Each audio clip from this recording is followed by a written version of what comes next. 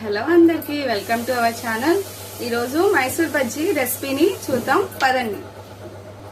మైసూర్ బజ్జీకి కావాల్సిన ఐటమ్స్: మైదా పిండి అండ్ పుల్లటి పెరుగు విస్కర్ తో మిక్స్ చేసుకొని పక్కన పెట్టేసుకోవాలి.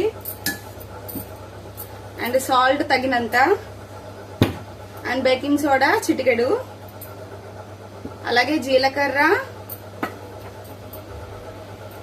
అల్లం తురుము, పచ్చిమిర్చి తురుము, కాగబెట్టిన ఆయిల్. మనం పిండి కలిపేటప్పుడు ఆయిల్ అనేది హీట్ గానే ఉండాలి.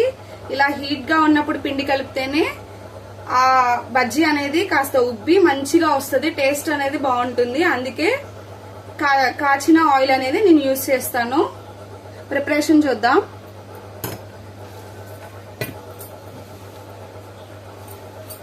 ముందుగా